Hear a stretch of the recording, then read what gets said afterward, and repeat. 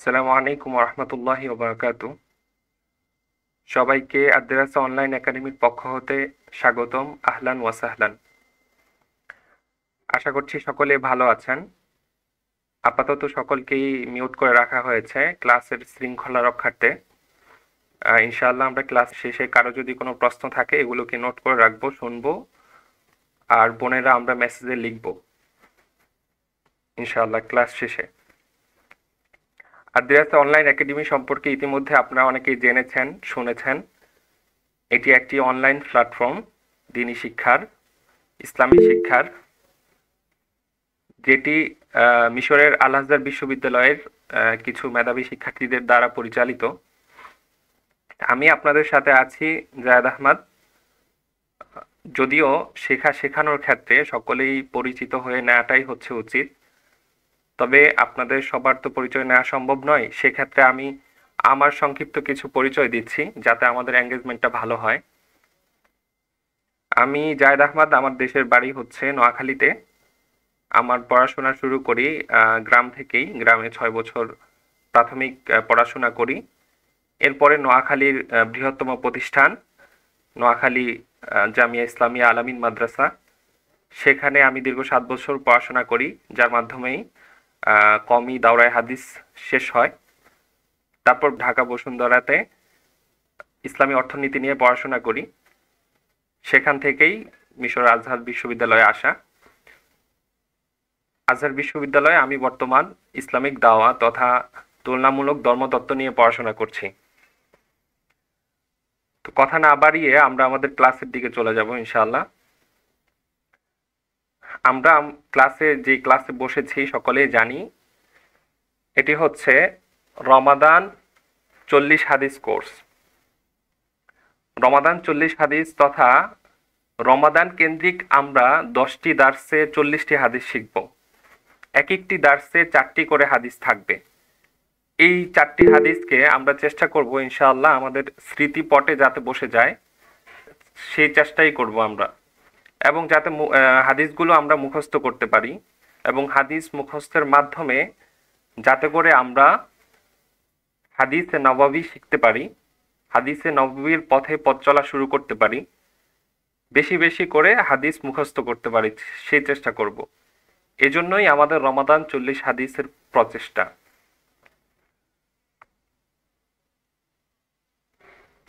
রমাদান মাস নিয়ে নতুন করে আলাদা করে বলার কিছু নেই। আমরা সকলেই জানি রমাদানের ফজিলত এবং বিশেষত্ব সম্পর্কে, এবং রমাদান এটি একটি মহিমান্বিত মাস, এটি আমরা সকলেই জানি। যেমনটা আল্লাহ তাআলা কোরআনে কারীমের মধ্যে বলেছেন, ইয়া আইয়ুহাল্লাযীনা আমানু কুতিবা আলাইকুমুস সিয়াম কামা কুতিবা আলাল্লাযীনা মিন ক্বাবলিকুম লাআল্লাকুম তাত্তাকুন। যে হে ঈমানদারগণ, তোমাদের প্রতি রোজা ফরজ করা হয়েছে যেমন তোমাদের আগের লোকদের প্রতি ফরজ করা হয়েছিল। এখানে আল্লাহ তাআলা এই আয়াতের মাধ্যমে মুসলিম জাতির উপর যে রোজা ফরজ সেটা জানান দিচ্ছেন। আল্লাহ তাআলা সাথে সাথে বলছেন, কামা কুতিবা আলাল্লাযীনা মিন ক্বাবলিকুম। এই রমাদানের রোজা এটি তোমাদের পূর্ববর্তী লোকদের উপরও ফরজ ছিল। এই কথাটা আল্লাহ তাআলা এখানে কেন বললেন? কারণ আমরা জানি কোনো একটি কাজ যখন সবাই মিলে আমরা করি, সেটি যদি কঠিন কাজও হয় তখন সেটিকে সহজ মনে হয়। তা আল্লাহ তাআলা এখানে আমাদের পূর্ববর্তী লোকদের উপরও রমাদানের রোজা বা রোজা ফরজ ছিল, এর মাধ্যমে আল্লাহ তাআলা বলতে চাচ্ছেন যে তোমরা এটিকে কঠিনভাবে নেয়ার কিছু নেই, বিষয়টা সহজ, রোজা রাখা সহজ। যেমন পূর্ববর্তী লোকেরা রেখেছিল তোমরাও সেভাবে রাখবে। তবে তাদের ধরন কি ছিল, তারা কয়টি রোজা রাখতো, এ নিয়ে বিভিন্ন মতবাদ রয়েছে, সেদিকে আর যাব না।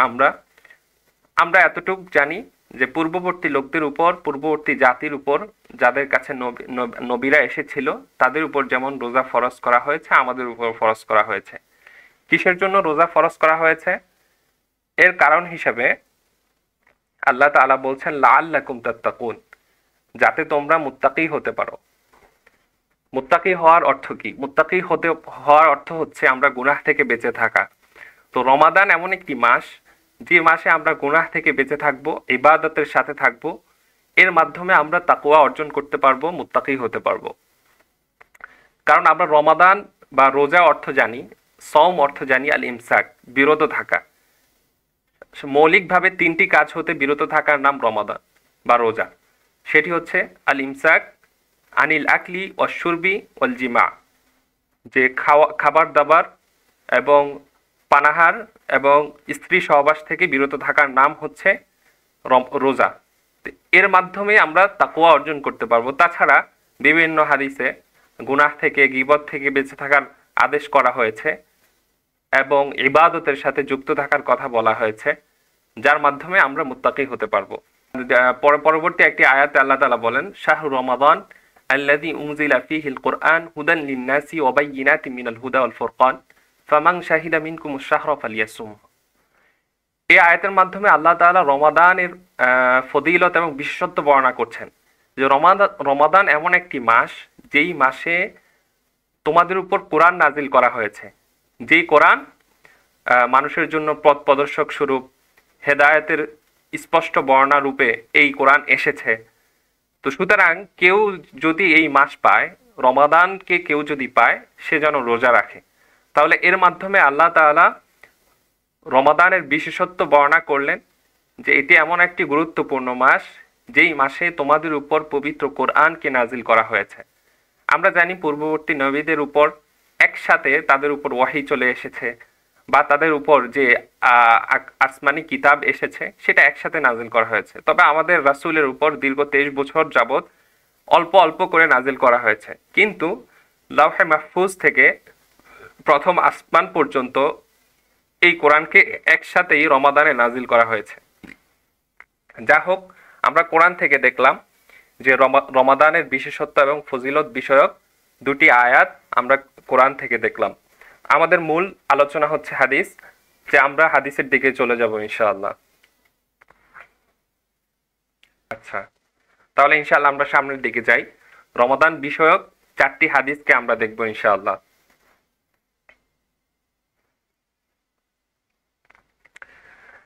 প্রথম নাম্বার হাদিস, قال رسول الله صلى الله عليه وسلم بني الإسلام على 5 شهادة أن لا إله إلا الله وأن محمد رسول الله وإقام الصلاة وإيتاء الزكاة والحج وصوم رمضان। এই হাদিসটি আমরা অনেকেই জানি। আমরা চেষ্টা করব ইনশাআল্লাহ হাদিসগুলোকে প্রতিটি দার্সের পরে আগামী দার্স পর্যন্ত এর আগেই 4টি হাদিসকে শিখে ফেলা, মুখস্থ করে ফেলা চেষ্টা করব ইনশাআল্লাহ। এই হাদিসটি আমরা অনেকেই জানি যে ইসলামের ভিত্তি হচ্ছে 5টি জিনিসের উপর। একটি হচ্ছে আল্লাহ ব্যতীত আর কোনো উপাস্য নেই, নিশ্চয়ই মুহাম্মদ সাল্লাল্লাহু আলাইহি ওয়াসাল্লাম আল্লাহর রাসূল, এই কথার সাক্ষ্য প্রদান করা, অর্থাৎ লা ইলাহা ইল্লাল্লাহ ওয়া আন্না মুহাম্মাদুর রাসূলুল্লাহ, এই কথার সাক্ষ্য দেওয়া, যেটাকে আমরা কালিমা বলে থাকি, যার মাধ্যমে আমরা ঈমান আনি। এটি হচ্ছে ইসলামের প্রথম স্তম্ভ। দ্বিতীয় হচ্ছে ওয়া ইকামিস সালাহ, সালাত কায়েম করা বা নামাজ আদায় করা। এরপরে ওয়া ইতাইজ যাকাত, যাকাত আদায় করা। তারপরে ওয়াল হজ, হজ সম্পাদন করা যাদের সামর্থ্য রয়েছে। এরপর হচ্ছে রমাদানের সিয়াম পালন করা, রমাদানের রোজা রাখা। এই 5টি স্তম্ভ ইসলামের স্তম্ভ, যার উপর এগুলো সবগুলোই আমাদের উপর ফরজ। কেউ যদি এর মধ্য থেকে কোনো একটি অস্বীকার করে, তার ঈমান থাকবে না। তো এই জন্য কোনো হাদিসে দেখা যায় যে রমাদানের এখানে যে সিরিয়াল মেনটেন করা হয়েছে, এটি হচ্ছে বুখারীর 8 নাম্বার হাদিস, কিন্তু বিভিন্ন হাদিসে এর সিরিয়াল আকপর দেখা যায়। সিরিয়াল কোনো ধর্তব্য নয় যে কোনটা রোজা পরে হজ আগে বা হজ পরে রোজা আগে, এভাবে কোনো ধর্তব্য নয়, বরং এক এক হাদিসে এক একভাবে সিরিয়াল মেনটেন করা হয়েছে, যেটা রাবিরা বিভিন্নভাবে বর্ণনা করার কারণে এমনটা হয়েছে। তবে আমরা মৌলিকভাবে পেলাম যে ইসলামের স্তম্ভ হচ্ছে 5টি। এই 5টি ছাড়া কেউ মুসলমান হতে পারে না। এই 5টিকে বিশ্বাস করতে হবেই। তার মধ্যে আমরা সকলেই যেমন ঈমান আনতে হবে, এরপরে হচ্ছে নামাজ আদায় করতে হবে, রমাদানের রোজা যারা পাবে সুস্থ থাকবে সকলকেই রাখতে হবে। তাছাড়া জাকাত এবং হজ যাদের সামর্থ্য রয়েছে তারা আদায় করবে। জি, পিডিএফ দেওয়া হবে ইনশাআল্লাহ, হাদিসগুলোর পিডিএফ দিয়ে দেওয়া হবে গ্রুপে। তাহলে আমরা প্রথম নাম্বার হাদিস, আহ, আমাদের এখানে অনেক জেনারেল ভাইয়েরা আছেন, বোনেরা আছেন, আমরা উচ্চারণ ঠিকঠাক মতো শিখে নিব ইনশাআল্লাহ। হাদিস শুধু বাংলা অর্থ নয়, আমরা আরবি সহ শিখব ইনশাআল্লাহ। তা আবার একটু পড়ে দিচ্ছি আমি। ক্বালা রাসূলুল্লাহ সাল্লাল্লাহু আলাইহি ওয়াসাল্লাম বুনিয়াল ইসলামু আলা খামস শাহাদাতি আল্লা ইলাহা ইল্লাল্লাহ ওয়া আন্না মুহাম্মাদুর রাসূলুল্লাহ ওয়া ইকামিস সালাহ ওয়া ইতাইজ যাকাহ ওয়াল হজ্জি ওয়া সাওমি রমাদান। তাহলে প্রথম নাম্বার হাদিস আমাদের ক্লিয়ার হয়েছে।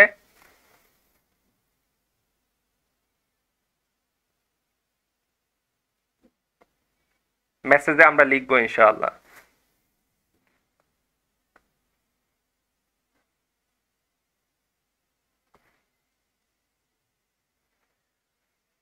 ঠিক আছে, আমরা দ্বিতীয় হাদিসের দিকে যাচ্ছি ইনশাআল্লাহ। এরপরে দ্বিতীয় হাদিসে আল্লাহ রাসূল সাল্লাল্লাহু আলাইহি ওয়াসাল্লাম রমাদানের ফজিলত বর্ণনা করে একটি হাদিস বলেছেন।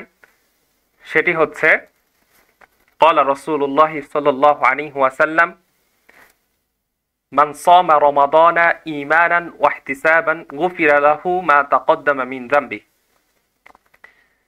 জি, আমরা চেষ্টা করব ইনশাআল্লাহ, আমরা চেষ্টা করব আরবি সহ শিখতে। আরবিটাই হচ্ছে মূল, রাসূলের হাদিস আরবিটাই হচ্ছে মূল। তো আমরা আরবি সহ শেখার চেষ্টা করব ইনশাআল্লাহ। ঠিক আছে, আমি ভেঙে ভেঙে অর্থ বলছি। মান সামা রমাদানা ঈমানান ওয়া ইহতিসাবান গুফিরা লাহু মা তাকদ্দামা মিন যামবি। এখানে রাসূল সাল্লাল্লাহু আলাইহি ওয়াসাল্লাম বলছেন যে ব্যক্তি মান সামা রমাদানা, যে ব্যক্তি রমাদানের রোজা রাখবে, কিসের জন্য? ঈমানান ওয়া ইহতিসাবান, এক হচ্ছে তার ঈমানের জন্য, ঈমান অবস্থায়, ওয়া ইহতিসাবান দ্বিতীয়টা হচ্ছে সওয়াবের প্রত্যাশায়। ইহতিসাব মানে হচ্ছে সে রমাদানের রোজা রাখার উদ্দেশ্য হচ্ছে সওয়াবের প্রত্যাশা করে। আচ্ছা, আমরা বিভিন্ন প্রশ্ন করছি এখানে, আমরা ইনশাআল্লাহ কোর্সের শেষে সময় দেওয়া হবে, তখন আমরা প্রশ্নগুলোর উত্তর দিব ইনশাআল্লাহ। আর কেউ যদি কোনো প্রশ্ন থাকে এগুলোকে নোট করে রাখি, আমরা ক্লাস শেষে জিজ্ঞেস করি। এখন ক্লাসের দিকে মনোযোগী হই। আমি শব্দ শব্দ অর্থ করে দিচ্ছি ইনশাআল্লাহ, সেগুলো লক্ষ্য করি। তাহলে মান সামা রমাদানা ঈমানান ওয়া ইহতিসাবান, যে রোজা রাখবে ঈমান এবং সওয়াবের প্রত্যাশায়, রমাদানের রোজা রাখবে, তাহলে কি হবে? এর ফজিলত কি? রাসূল সাল্লাল্লাহু আলাইহি সাল্লাম বলছেন গুফিরা লাহু মা তাকদ্দামা মিন যামবি, তার পূর্ববর্তী সমস্ত গুনাহ মাফ করে দেওয়া হবে। তাহলে নিয়ত থাকতে হবে সওয়াবের প্রত্যাশায়। গতানুগতিক আমরা রাখছি রমজানের রোজা তা না, যে রমাদানের রোজা আমি বুঝে শুনে ইসলামের একটি ফরজ বিধান, এটিকে আমি ঈমান এবং সওয়াবের প্রত্যাশায় রাখছি, তখন এর সওয়াব হিসাবে আমার পূর্ববর্তী সমস্ত গুনাহকে মাফ করে দেওয়া হবে। যেটি বুখারীর 38তম হাদিস। বিভিন্ন হাদিসের কিতাবে এই হাদিসটি রয়েছে, এবং এখানে যে হাদিসগুলো আনা হয়েছে এগুলো বিভিন্ন কিতাবে রয়েছে। শুধু হয়তো আমি এখানে একটি সূত্র আমরা উল্লেখ করছি, তবে এর সূত্র অনেক হাদিসের কিতাবে রয়েছে। তার মধ্যে এটি বুখারীর 38তম হাদিস। আবারও আমি বলছি, মান সামা রমাদানা ঈমানান ওয়া ইহতিসাবান গুফিরা লাহু মা তাকদ্দামা মিন যামবি। এটি রমাদানের ফজিলত সম্পর্কে আপনার সর্বপ্রথম যেটি বলা হয় যে যে ব্যক্তি ঈমান ও সওয়াবের প্রত্যাশায় রমাদানের রোজা রাখবে তার পূর্ববর্তী সমস্ত গুনাহ মাফ করে দেওয়া হবে। তাহলে ইনশাআল্লাহ আমরা আশা করতে পারি আগামী রমাদান আসছে, এই রমাদানের প্রত্যেকটি রোজাকে আমরা আমাদের সওয়াবের প্রত্যাশায় এবং ইবাদতে মনোযোগী হয়ে এবং গুনাহ থেকে বেঁচে থেকে যখন রোজা রাখবো, আল্লাহ তাআলা আমাদের অতীতের সমস্ত গুনাহ মাফ করে দিবেন। তাহলে দ্বিতীয় হাদিস ক্লিয়ার হয়েছে। একটু লিখবেন ইনশাআল্লাহ।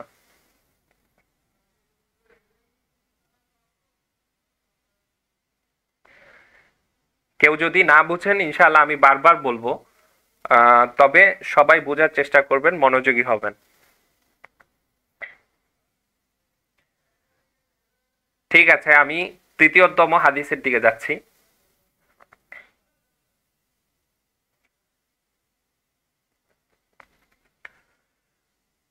তৃতীয়তম হাদিসের মধ্যে দেখেন, এখানে কিছু কিতাবে বা কিছু হাদিসের গ্রন্থে দেখা যায় আহ কয়েকটি হাদিসের এবারত, কয়েকটি হাদিসের বর্ণনা একসাথে এক হাদিসে নিয়ে আসা হয়েছে। আবার কোন কোন কিতাবে আলাদা আলাদা করে খণ্ডাংশ নিয়ে আসা হয়েছে।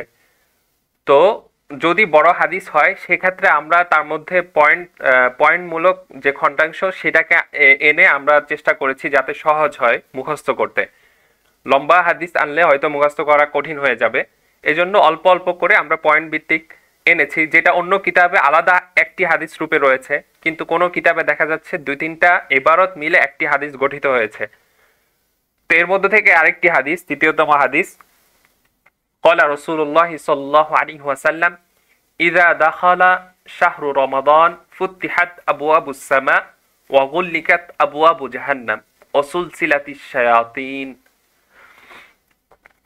দেখেন, রাসূল সাল্লাল্লাহু আলাইহি ওয়াসাল্লাম বলছেন, ইযা দাখালা শাহরু রমাদান, যখন রমাদান মাস চলে আসে।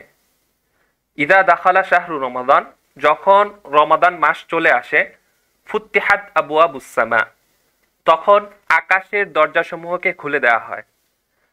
তখন আকাশের দরজাসমূহকে খুলে দেওয়া হয়। এর মানে হচ্ছে, মুহাদ্দিসিনে কেরাম লেখেন, এখানে আকাশের দরজাসমূহ খুলে দেওয়ার বিভিন্ন ব্যাখ্যা এক এক মুহাদ্দিস এক এক ভাবে করেছেন। তার মধ্যে আছে যে রহমতের দরজা খুলে দেওয়া হয়। কেউ বলেছেন আবওয়াবুল জান্নাহ, জান্নাতের দরজা খুলে দেওয়া হয়। তথা আমরা মৌলিকভাবে এতটুকু বুঝতে পারি যে যখন রমাদান আসে তখন আল্লাহ তাআলা তার বান্দাদের জন্য রহমতের দরজাকে উন্মুক্ত করে দেন। তখন তারা যা ইবাদত করবে এগুলোকে গ্রহণ করা হবে, কবুল করা হবে। এটাই হচ্ছে এই হাদিসের ব্যাখ্যা। ইদা দাখালা শাহরু রমাদান ফুতিহাত আবওয়াবুস সামা, এতটুকু আমরা বুঝতে পেরেছি। এরপরের অংশ হচ্ছে ওয়াগুল্লিকাত আবওয়াবু জাহান্নাম, এবং গুল্লিকাত মানে বন্ধ করে দেওয়া, এবং বন্ধ করে দেওয়া হয় আবওয়াবু জাহান্নাম, জাহান্নামের দরজাসমূহ। রমাদান আসলে জাহান্নামের দরজাসমূহকে বন্ধ করে দেওয়া হয়, জান্নাতের দরজাকে খুলে দেওয়া হয়।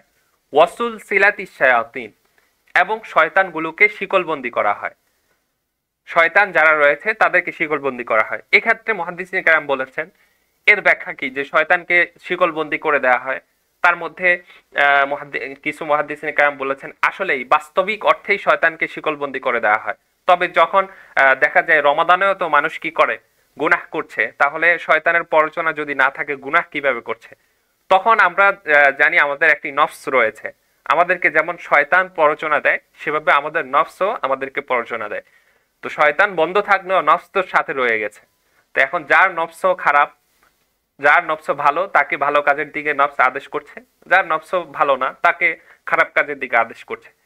আবার কেউ কেউ বলেছেন যে এখানে শয়তানকে শিকলবন্দি করে দেওয়ার অর্থ হচ্ছে বেশিরভাগকে দেওয়া হয়, বা মারাদাতুশ শায়াতিন যারা তাদেরকে দেওয়া হয়, অন্যরা নয়। এভাবে মুহাদ্দিসিনে কেরাম বিভিন্ন ব্যাখ্যা করেছেন। তো তবে আমরা মৌলিকভাবে এতটুক হাদিস থেকে বুঝতে পারি যে যখন রমাদান আসে তখন জান্নাতের দরজাসমূহ এবং রহমতের দরজাসমূহকে খুলে দেওয়া হচ্ছে, জাহান্নামের দরজাসমূহকে বন্ধ করে দেওয়া হচ্ছে, এবং শয়তানকে শিকলবন্দি করে দেওয়া হচ্ছে। তার মানে এই হাদিস আমাদের যেভাবে রমাদানের ফজিলত বর্ণনা করা হচ্ছে সেই সাথে সাথে আমাদেরকে এই ইশারাও করা হচ্ছে যে আমরা যাতে রমাদানে বেশি বেশি ইবাদত করি রহমতের আশায়, সওয়াবের আশায়, এবং যাতে করে আমরা আমাদের নফসের প্ররোচনা থেকে বেঁচে থাকি এই চেষ্টা করা। তাহলে আমি আবারও বলছি, হাদিসটার শব্দ একটু কঠিন এখানে। ইদা দাখালা শাহরু রমাদান ফুতিহাত আবওয়াবুস সামা ওয়া গুল্লিকাত আবওয়াবু জাহান্নাম ওয়া সুলসিলাতিশ শায়াতিন। শব্দগুলো আপনারা স্পষ্ট আহ ধরতে পারতেছেন ইনশাআল্লাহ? আচ্ছা, আমি আবারও বলছি, দেখেন, ইযা দাখালা শাহরু রমাদান, যখন রমাদান মাস আসে। স্বাভাবিকভাবে আরবিতে দাখালা অর্থ হচ্ছে প্রবেশ করা। তো এখানে অর্থটা হচ্ছে ইযা দাখালা শাহরু রমাদানের মৌলিক অর্থ হচ্ছে রমাদান যখন আসে। ফুতিহাত আবওয়াবুস সামা, আকাশের দরজাসমূহকে খুলে দেওয়া হয়। রমাদান আসলে আকাশের দরজা খুলে দেওয়া হয়, তথা আমরা বললাম রহমতের দরজাকে খুলে দেওয়া হয়। অগুল্লিকাত আবওয়াবু জাহান্নাম, এবং জাহান্নামের দরজাসমূহকে বন্ধ করে দেওয়া হয়। হ্যাঁ, ওসুল সিলাতি শায়াতিন, এবং আপনার শয়তানগুলোকে শিকলবন্দি করে দেওয়া হয়। তথা যেমন ভাবে রহমতের দরজাকে আপনার হচ্ছে খুলে দেওয়া হচ্ছে, অপরদিকে জাহান্নামের দরজাকে বন্ধ করে দেওয়া হচ্ছে, আরেকদিকে শয়তানকে শিকলবন্দি করে দেওয়া হচ্ছে। এর মাধ্যমে আমরা বলেছি যে শয়তানকে শিকলবন্দি করে দেওয়ার অর্থে মুহাদ্দিসিনে কেরাম কেউ কেউ বলেছেন বাস্তবিক অর্থেই শয়তানকে শিকলবন্দি করে দেওয়া হয়, শয়তান আর প্ররোচনা দিতে পারবে না। এটি একটি। আরেকটি হচ্ছে আপনার মারাদাতু শায়াতিন যারা আছে তাদেরকে আপনার হচ্ছে এখানে বন্দি করে দেওয়া হচ্ছে, সবাইকে নয়। তবে মৌলিকভাবে আমরা এতটুকু জানি যে রমাদানে শয়তানের প্ররোচনা কম থাকে। মানুষ যখন ইবাদতে লিপ্ত থাকে তখন শয়তানের প্ররোচনা কম থাকে, এটা স্বাভাবিক। তো রমাদান মাসটাই হচ্ছে আমরা ইবাদতে কাটিয়ে দেওয়ার মাস। তো আমরা যখন ইবাদতে কাটাবো তখন আমাদেরকে শয়তান কি করতে পারবে না, ধোঁকা দিতে পারবে না।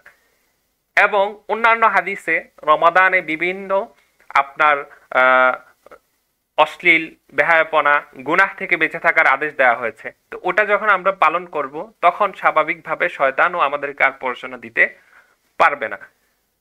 যা হোক, আমরা আরো দেখব হাদিস, সামনে আরো আসবে ইনশাআল্লাহ, তখন আস্তে আস্তে সব আরো বুঝতে পারবো। এখন আমরা যে মৌলিকভাবে প্রথম থেকে 3 নাম্বার পর্যন্ত যে হাদিসের ইবারতগুলো বলা হয়েছে, এই হাদিসের শব্দগুলোকে আমরা শেখার চেষ্টা করব, পাশাপাশি অর্থকে শিখে ফেলবো। যে আমি রমাদান কেন্দ্রিক 3টি হাদিস আমার শেখা হয়ে গেল। এভাবে আমরা করে করে 40টি হাদিস পর্যন্ত যাওয়ার চেষ্টা করবো ইনশাআল্লাহ। আমি ক্লাস 4টা শেষ হলে আবারও 4টাকে রিপিট করে দিব। এরপরে ইনশাআল্লাহ গ্রুপে পিডিএফ দিয়ে দেওয়া হবে, আপনারা পিডিএফ থেকে হাদিসগুলোকে শিখে আসবেন ইনশাআল্লাহ। সামনের হাদিসের দিকে যাচ্ছি, 4 নাম্বার হাদিস।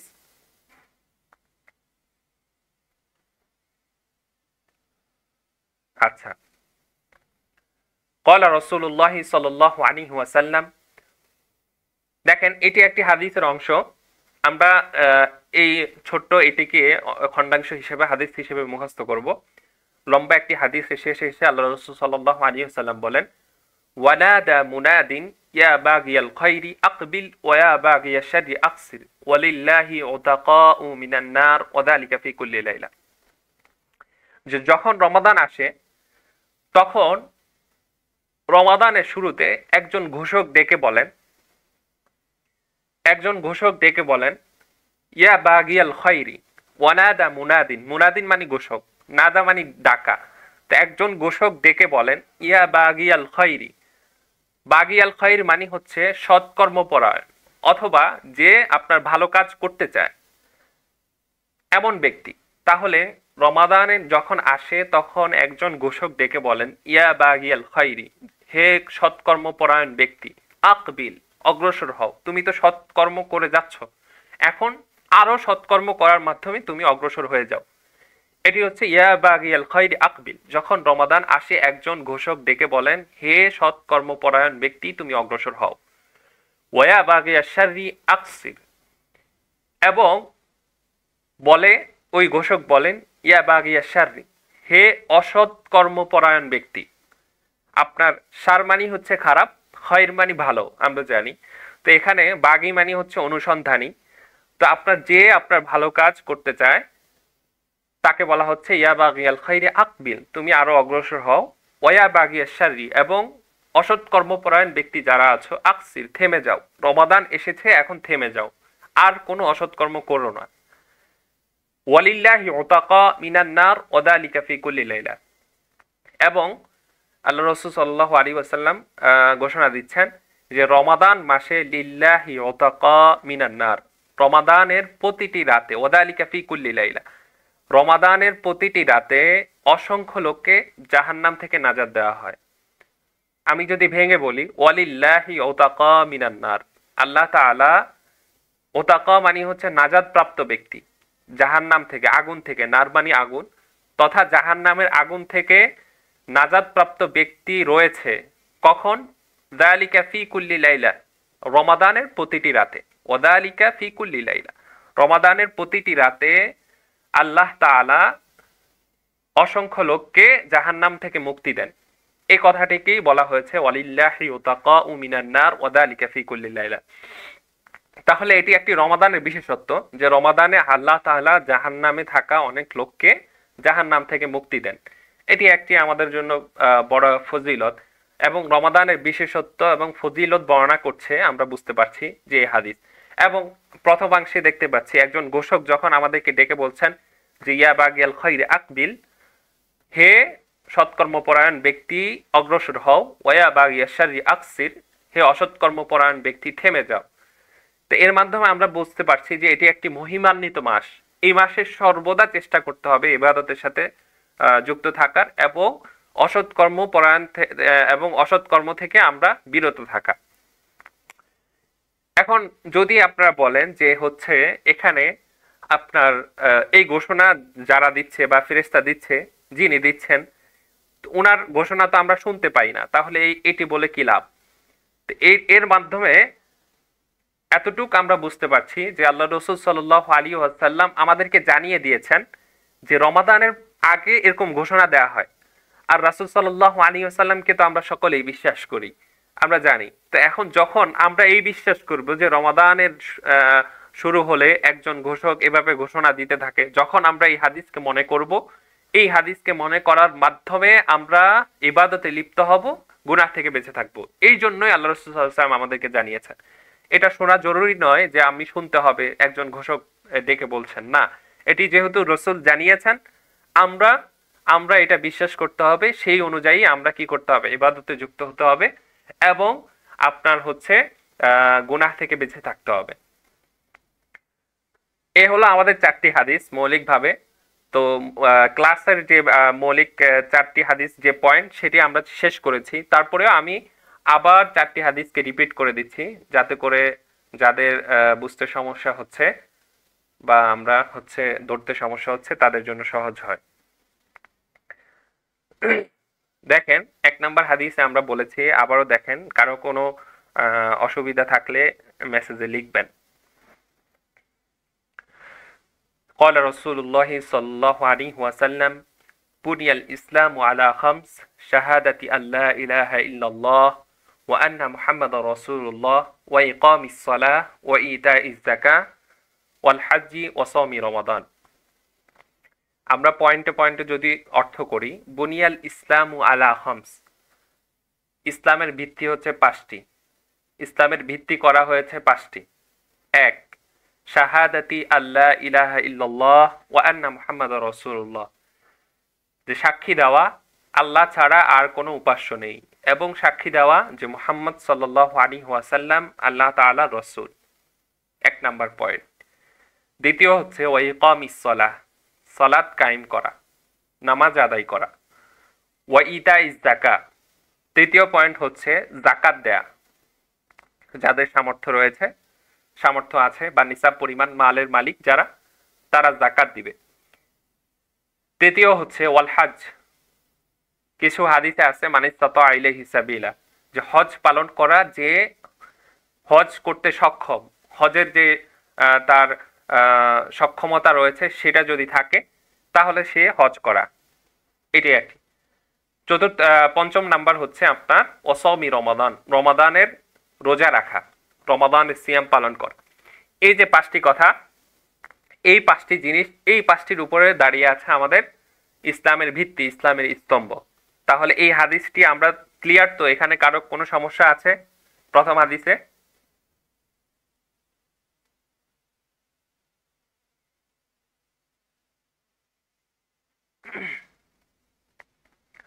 দার্স আমরা শেষ পর্যায়ে ইনশাআল্লাহ শেষ হয়ে যাবে। বুনিয়া অর্থ হচ্ছে স্তম্ভ, বুনিয়া এটি এখানে আপনার যদি যারা আরবি ব্যাকরণ বুঝেন তাদের জন্য বুঝতে সহজ হবে। বুনিয়া এটি হচ্ছে ফেলে মাদির মাজহুলের সিগা, অর্থাৎ স্তম্ভ করা হয়েছে।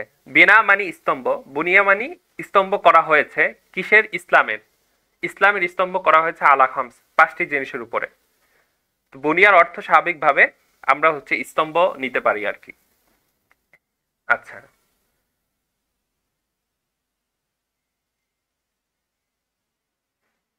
ঠিক আছে। এরপরে হচ্ছে তাহলে এই হাদিসটি আমরা বুঝতে পেরেছি আশা করি, এখানে আর কনফিউশন নেই। আমরা সামনের হাদিস দেখি। দ্বিতীয় হাদিস বলা হয়েছে, মান সামা রমাদানা ঈমানান ওয়া ইহতিসাবান গুফিরা লাহু মা তাকদ্দামা মিন যামবি। যে ব্যক্তি মান সামা রমাদান, যে রমাদানের রোজা রাখবে, এতটুকু তো বুঝতে পারলাম। ঈমানান ওয়া ইহতিসাবান, ঈমান এবং সওয়াবের প্রত্যাশায়। হ্যাঁ, যে ব্যক্তি রমাদানের রোজা রাখবে, গুফিরা লাহু মা তাকদ্দামা মিন যামবি, গুফিরা লাহু, ওই ব্যক্তির মাফ করে দেওয়া হবে মা তাকদ্দামা মিন যামবি, পূর্ববর্তী যত গুনাহ রয়েছে। ঠিক আছে। ধরেন আরবির আমরা যদি একদম শব্দ শব্দ অর্থ করি সেটি একটি হিসাব, তবে বাংলাতে মৌলিক অর্থই আসবে। আপনার হচ্ছে আরবির সিকোয়েন্স হচ্ছে ভিন্ন, বাংলার সিকোয়েন্স ভিন্ন। এজন্য সব শাব্দিক অর্থ করতে গেলে দেখবেন যে অর্থ মিলছে না, মৌলিকভাবে অর্থটা করতে হবে। তবে হ্যাঁ, শাব্দিক অর্থ কেউ জানতে চাইলে সেভাবে বলে দেওয়া যাবে। যেমন মা তাকদ্দামা, যে যেটা অতীতে গিয়েছে, মিন জামবিহি, তার গুনাহ থেকে। তো এর মৌলিক অর্থ আমরা কি, মানে তার অতীতের সকল গুনাহ, তার অতীতের সকল গুনাহ। ঠিক আছে। এখানে ইমানের ব্যাখ্যা হচ্ছে, এক হচ্ছে তার ইমান বৃদ্ধি পাওয়ার আশায়, দ্বিতীয় হচ্ছে মুসলিম অবস্থায়, ইমান অবস্থায় যে ব্যক্তি কি করবে, রমাদানের রোজা রাখবে। এক নাম্বার, যেহেতু আমরা জানি যে শাহাদা ছাড়া, কালিমা ছাড়া এই যে 4টি স্তম্ভ বলা হয়েছে এর কোনো ভিত্তি নেই। কেউ যদি কথার কথা কোনো হিন্দু কি করলো, সে হচ্ছে যে কালিমা পড়ে নাই তবে রমাদানের রোজা রাখে, কোনো কাজ হবে? কাজ হবে না। বা নামাজ পড়ে, কাজ হবে? কাজ হবে না। এজন্য আমাদের ভিত্তি প্রথম হচ্ছে ইমান বা কালিমা পড়া, এরপরে হচ্ছে এগুলোর ভিত্তি। তো এজন্যই কোনো ব্যক্তি রমাদানের রোজা রাখতে হবে ইমানের প্রত্যাশায় বা ইমান অবস্থায় এবং সওয়াবের প্রত্যাশায়। তখন কি হবে? গুফিরা লাহু মা তাকদ্দামা মিন যামবিহি, তার অতীতের সকল গুনাহকে মাফ করে দেওয়া হবে। এটি হচ্ছে কথা সার্বিক। ঠিক আছে, আমরা তৃতীয় হাদিসটা দেখি। ক্বালা রাসূলুল্লাহ সাল্লাল্লাহু আলাইহি ওয়াসাল্লাম, ইযা দাখালা শাহরু রমাদান ফুতিহাত আবওয়াবুস সামা ওয়া গুল্লিকাত আবওয়াবু জাহান্নাম ওয়া সুলসিলাতিশ শায়াতিন। যে যখন রমাদান আসে তখন আকাশের দরজাসমূহকে খুলে দেওয়া হয়, যেটাকে আমরা বলেছি রহমতের দরজাকে খুলে দেওয়া হয়। যে বান্দার যত নিয়ে কামল ইবাদত আছে এগুলো রব্বে কারিমের কাছে পৌঁছায়, এটি একটি। দ্বিতীয় পয়েন্ট হচ্ছে গুল্লিকাত আবওয়াবু জাহান্নাম, অগুল্লিকাত আবওয়াবু জাহান্নাম। গুল্লিকাত মানে বন্ধ করে দেওয়া, আবওয়াব মানে হচ্ছে জানি দরজা, জাহান্নাম মানে জাহান্নাম। তো জাহান্নামের দরজাসমূহকে বন্ধ করে দেওয়া হয়। ওয়াসুলসিলাতি শায়াতিন, সুলসিলাত মানে হচ্ছে শিকলবন্দি করা, শয়তানগুলোকে শিকলবন্দি করা হয়। তাহলে আমরা কি বুঝলাম? যখন রমাদান আসে আকাশের দরজাসমূহকে খুলে দেওয়া হয়, গুল্লিকাত আবওয়াবু জাহান্নাম, জাহান্নামের দরজাসমূহকে বন্ধ করে দেওয়া হয় এবং শয়তানগুলোকে শিকলবন্দি করে দেওয়া হয়। এর মাধ্যমে রমাদানের বিশেষত্ব আমাদের কাছে ফুটে আসে। এটি আল্লাহ রাসূল সাল্লাল্লাহু আলাইহি ওয়াসাল্লাম বোঝাতে যাচ্ছেন যে রমাদান আসলে রহমতের দরজা খুলে গেছে, সুতরাং ইবাদত বেশি বেশি করে করো। জাহান্নামের দরজা বন্ধ এবং শয়তানকে শিকলবন্দি করা হয়েছে, সুতরাং এর মাধ্যমে আমরা কি করব? ইবাদতের দিকেই ঝুঁকবো। আমরা নফসের তাড়নায় আবার সেই আমরা গুনাহে লিপ্ত হব না। এটি হচ্ছে রমাদানের তাকাজা, যেটি আল্লাহ তাআলা কোরআনে কারীমের আয়াতের মধ্যেও বলেছেন লাআল্লাকুম তাত্তাকুন, যাতে তোমরা মুত্তাকি হতে পারো। এটি হচ্ছে আমাদের মূল পয়েন্ট। পুরো রমাদান জুড়ে আমরা আমল করে যাব এই জন্য যাতে আমরা মুত্তাকি হতে পারি, তাকওয়া অর্জন করতে পারি, গুনাহ থেকে বাঁচতে পারি এবং ইবাদতের সাথে লিপ্ত হতে পারি। ঠিক আছে। চতুর্থ হাদিস, قال رسول الله صلى الله عليه وسلم ونادى مناد يا باغي الخير أقبل ويا باغي الشر أقصر। যে একজন ঘোষক ঘোষণা দিতে থাকে, যখন রমাদান আসে তখন একজন ঘোষক ঘোষণা দিতে থাকে বা ঘোষণা ডেকে বলে ইয়া বাগিয়াল খাইরি, হে সৎকর্ম পরায়ণ ব্যক্তি, আকবিল, তুমি আরো অগ্রসর হও, যে সৎকর্ম করে যাচ্ছ তুমি আরো বেশি বেশি করে করো। এটি হচ্ছে ইয়া বাগিয়াল খাইরি আকবিল। দ্বিতীয় অংশ হচ্ছে ওয়া বাগিয়া শাররি আকসির, এবং যে অসৎ কর্মপরায়ণ ব্যক্তি আছো থেমে যাও, আকসির, তুমি থেমে যাও, আর গুনাহ করো না। হ্যাঁ, এটি হচ্ছে আমাদের রমাদানের ঘোষণা। ওই যে বললাম একই পয়েন্ট, যে ইবাদতের মাধ্যমে আমরা এবং গুনাহ থেকে বেঁচে থাকার মাধ্যমে আমরা তাকওয়া অর্জন করা। তো একজন ঘোষক এই ঘোষণা দিচ্ছে যে তুমি আর কি করো না, আপনার হচ্ছে যে অসৎ কর্ম করো না, সৎকর্ম করার দিকে তুমি অগ্রসর হও। এরপরে রমাদানের ফজিলত কেন্দ্রিক রাসূল সাল্লাল্লাহু আলাইহি ওয়াসাল্লাম বলছেন ওয়ালিল্লাহি ওয়াতাকা মিনান নার, এবং আপনার হচ্ছে আগুন থেকে মুক্তিপ্রাপ্ত হয় অনেকে আল্লাহ তাআলার আদেশে। আল্লাহ তাআলার আদেশে আগুন থেকে, জাহান্নামের আগুন থেকে মুক্তিপ্রাপ্ত হয়। কখন? ওয়াদালিকা ফি কুল্লি লাইলা, এটি রমাদানের প্রতিটি রাতে। তাহলে আমরা বুঝতে পারলাম মৌলিকভাবে অর্থ যদি আমরা করি, যে রমাদানের প্রতিটি রাতে জাহান্নামের আগুন থেকে অসংখ্য লোককে আল্লাহ তাআলা কি করেন? মুক্তি দেন। এটি হচ্ছে আমাদের অর্থ। এতটুক পর্যন্ত আমরা চারটি হাদিসকে বারবার রিপিট করে করে আমরা দেখেছি। এরপরেও পিডিএফ দিয়ে দেওয়া হবে। আমরা ইনশাআল্লাহ এখানে আপনাদের ব্রাদার্স কমিউনিটি আছে, আর একটা সিস্টার্স কমিউনিটি আছে, সেখানে কেউ যদি না বুঝেন আমরা ওখানে পরস্পর আলোচনা করে আমরা হচ্ছে যে শিখতে পারবো। কেউ হয়তো ভালো ধরতে পেরেছেন, কেউ হয়তো অল্প ধরতে পেরেছেন। তো সেখানে আপনারা পরস্পর আলোচনার মাধ্যমেও এগুলোকে ঠিকঠাক করে নিতে পারবেন ইনশাআল্লাহ। তারপরে পিডিএফ দেওয়া হবে, পিডিএফেও ইনশাআল্লাহ এই চারটি হাদিস থাকবে। এই চারটি হাদিসকে আমরা শিখে আসবো। কারো কোনো প্রশ্ন থাকলে লিখতে পারি আমরা। তাহলে আমরা যদি এই চারটি হাদিস থেকে মৌলিকভাবে করণীয় দেখি, বা রমাদানে আমরা মৌলিকভাবে করণীয় দেখি, তাহলে কি পাই? যে রমাদানে আমরা ইবাদত এবং তাকওয়ার প্রতি গুরুত্ব দিতে হবে। রমাদানের ফজিলত সম্পর্কে জ্ঞান অর্জনের মাধ্যমে আমরা রমাদানকে কি করব? ইবাদতের সাথে যুক্ত হব। তৃতীয়ত, শয়তানের প্রবঞ্চনা থেকে আমরা বাঁচার চেষ্টা করব। ঠিক আছে? এরপরে হচ্ছে রমাদান গুনাহ মাফের আপনার সুবর্ণ সুযোগ, তাই বেশি বেশি আমরা তওবা করব। এটি হচ্ছে করণীয়। ঠিক আছে? আচ্ছা, এরপরে যদি আমরা এখানে বলি, দেখেন একটা দুইটি কুইজ রেখেছি আমরা এখানে, আপনারা এখানে লিখে উত্তর দিবেন। যে সবাই প্রেজেন্টেশনের দিকে লক্ষ্য করি। হাদিস অনুযায়ী রমাদানে শয়তানদের কি করা হয়? এখানে চারটি পয়েন্ট রয়েছে। তাদের শক্তি কমে যায়। আচ্ছা, দুবার চলে এসেছে। তাদের শক্তি কমে যায়, তাদেরকে শিকলবন্দি করা হয়, তারা মানুষের কাছ থেকে দূরে সরে যায়। বলেন। জি মাশাল্লাহ, জি মাশাল্লাহ, সবাই খেয়াল করেছেন, বোঝা যাচ্ছে।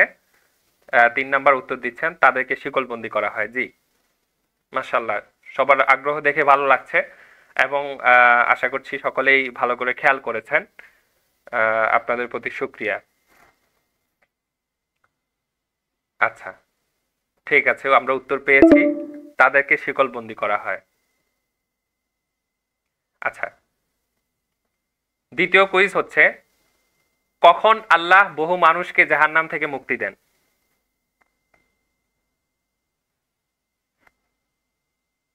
আমরা উত্তর লিখবো ইনশাআল্লাহ।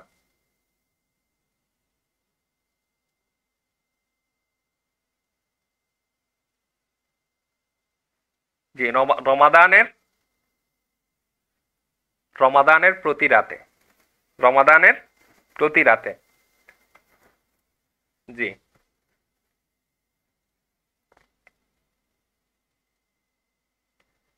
জি, আমরা শেষে আরেকটি হাদিস দেখে নিচ্ছি। এটি হচ্ছে, আমরা এখন শাবানে অবস্থান করছি, শাবান মাসে। তো যখনই রজব এবং শাবান মাস আসতো, তখন রাসূল সাল্লাল্লাহু আলাইহি ওয়াসাল্লাম দোয়া করতেন, আল্লাহুম্মা বারিক লানা ফি রজব ওয়া শাবান ওয়া বাল্লিগনা রমাদান। যে হে আল্লাহ, আপনি আমাদেরকে রজব এবং শাবান মাসকে আমাদের জন্য বরকতময় করুন, এবং আমাদেরকে রমজান মাস পর্যন্ত পৌঁছে দিন। এটি রাসূল সাল্লাল্লাহু আলাইহি ওয়াসাল্লাম দোয়া করতেন। তো এই দোয়াটা আমরা পড়তে পারি, আল্লাহুম্মা বারিক লানা ফি রজব ওয়া শাবান ওয়া বাল্লিগনা রমাদান। ঠিক আছে? তো এর মাধ্যমে আমাদের আজকের ক্লাসের সমাপ্তি হয়েছে। আসসালামু আলাইকুম রহমতুল্লাহি ওয়া বারাকাতুহু।